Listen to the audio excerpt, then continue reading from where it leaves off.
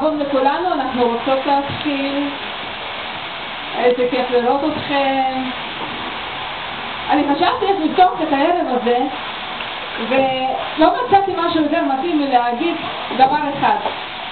בשנה שעברה, כשרק יצאנו לדרך עם המנזם הזה, אף אחד מאיתנו לא האמין אפילו שאנחנו נשרוד. והנה אנחנו פה אחרי שנה בפורום רחב שכזה, וזה קורה רק בזכותכם, אז אני רוצה קודם כל להודות לכם שבאתם. והיום יש לנו ערב גדוש במיוחד שתכף נוגה תפסיד אותו, בבקשה. הערב הזה הוא בנושא סימני דרך. הנושא הזה הוא לא סתם סימני דרך לכל אחד ואחד מכם. האמת שכשקיבלנו את הטקסטים שלכם, פתאום גילינו כל אחד מכם בעצם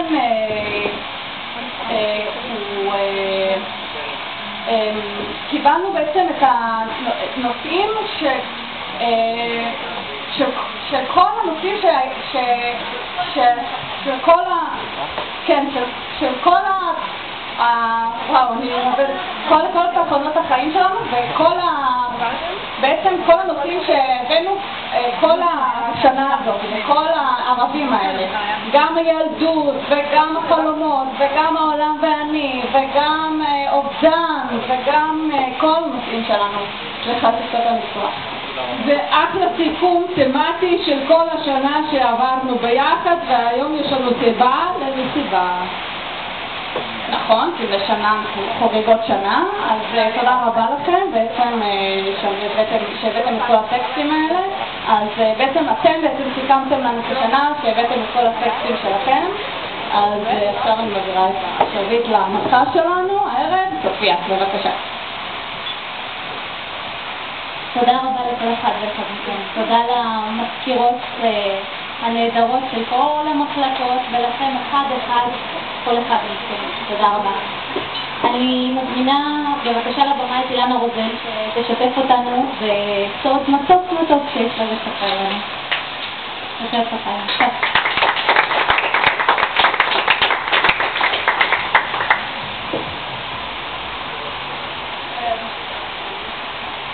אז תודה רבה. אני לא אומר דברים על השיר כי תכף אני אקרא אותו והוא יסביר את עצמו, אבל אני גונבת דקה כדי לומר יישר כוח גדול לשלוש המארגנות של המפעל היפה הזה, אילנה, נוגה וסופיה.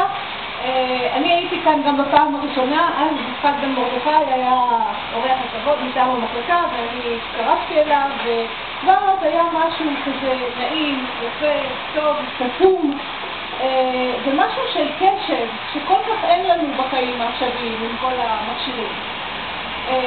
זה תפס אותי ושבר אותי ואפילו נתן לי את האומץ בפעמיים האחרונות לא רק לבוא ולהקשיב, לא רק להיות אורחת הכבוד, אלא גם לשתף אתכם בכך שפה ושם גם אני חופש בניסיונות כתיבה. והשיר הזה הוא אחד מהניסיונות האלה. הוא אכן שיר לכבוד הבן שלי תמר שהגיע למצוות, זה היה מזמן לפני שנתיים. סבא שאול ממשש במשמשים, הטובים לריבה, טיפוי זהוב על לחם בחמאה לארוחת בוקר כל השנה. בגינתנו צומחים כמה מהמינים, וגם שפק, בננה ומשמש.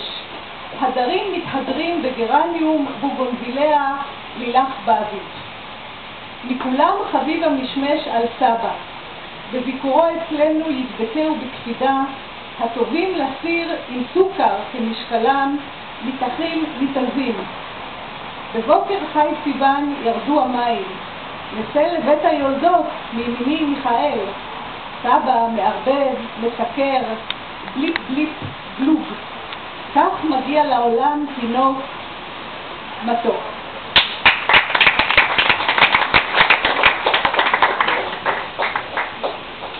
המילה הראשונה היא תמיד אירוע מכונן, וגם כאן, ככה גם תחנות חיים, תחנות מעבר.